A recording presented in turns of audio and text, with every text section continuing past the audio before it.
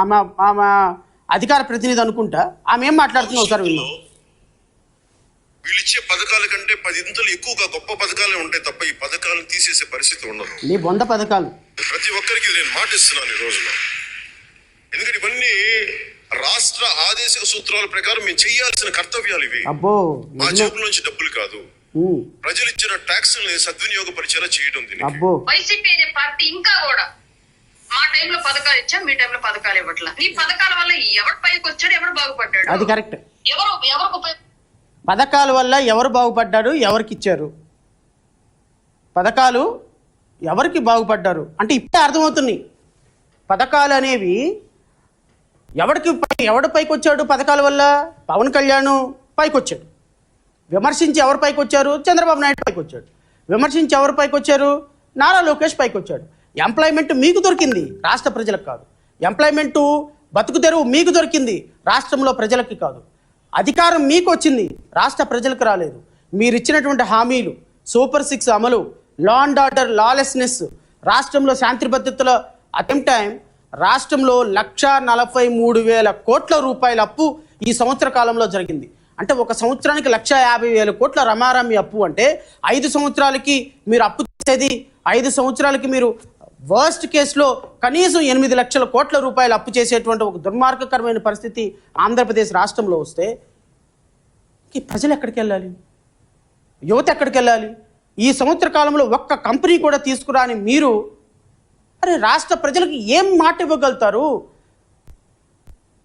మీరు మీ ప్రెస్ మీట్లు పెట్టడానికి, పోటీ పడే ప్రెస్ మీట్లు పెట్టడానికి ఉన్నంత ఉత్సుకత, రాష్ట్రంలో పరిశ్రమలు తీసుకొచ్చామని చెప్పడానికి డబ్బాలు కొట్టుకొని మీడియాల ముందు కూర్చొని మాట్లాడటానికి కొన్ని ఉత్సుకత, ఈ రాష్ట్రంలో పెట్టుబడులు తీసుకొచ్చే విషయంలో కానీ, ఎంప్లాయ్మెంట్ ప్రొవైడ్ చేసే విషయంలో కానీ, ఇన్వెస్ట్మెంట్లు తీసుకొచ్చే విషయంలో కానీ, కొంత కంపెనీలు క్రియేట్ చేసే విషయంలో కానీ, రాష్ట్రంలో లా అండ్ ఆర్డర్ని మెయింటైన్ చేసే విషయంలో కానీ కనీసం పరిజ్ఞానం లేని ముఖ్యమంత్రి, మంత్రివర్గం రాష్ట్రంలో ఆర్థికంగా సంపద సృష్టిస్తా, జగన్మోహన్ రెడ్డి ఇచ్చేదానికంటే 15,000 కోట్లు 15% ఎక్కువ ఇస్తా.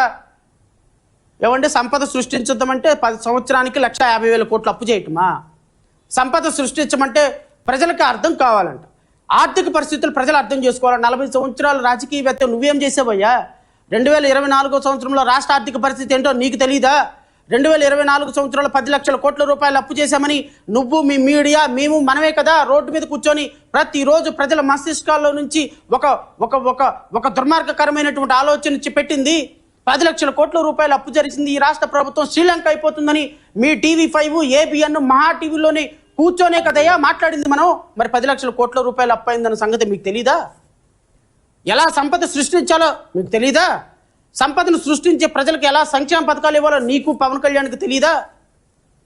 పోనీ పవన్ కళ్యాణ్ గారంటే ఆయనకి స్క్రిప్ట్ రాసి కట్టు ప్యాకప్ స్టోరీల్లో ఎక్కువ ఆయన బ్రతుకంతా అలాగే ఉంది కాబట్టి సమ్హౌ వీ కెన్ జస్టిఫై. ఎందుకంటే ఆయన మాట్లాడే మాటలకి క్రెడిబిలిటీ ఉండదు, ఇచ్చే హామీలకి క్రెడిబిలిటీ ఉండదు, తీసుకున్న డెసిషన్స్కి స్టాండ్ బై ఉండదు. సో ఏ రోజు ఏ పార్టీతో కలుస్తాడో, ఏ రోజు ఎక్కడికి వెళ్తారో, ఏ రోజు ఏ మాట మాట్లాడతారో, ఏ రోజు నవ్వుతారో, ఏ రోజు ఏడుస్తారో, ఆయన ఎక్కడ పెరిగాడో, ఏం చదువుకున్నాడో ఆయనకి క్లారిటీ లేదు. సో క్లారిటీ లేని సందర్భంలో రాష్ట్ర ప్రజలకు కూడా ఒక క్లారిటీ ఉంది ఆయన మీద.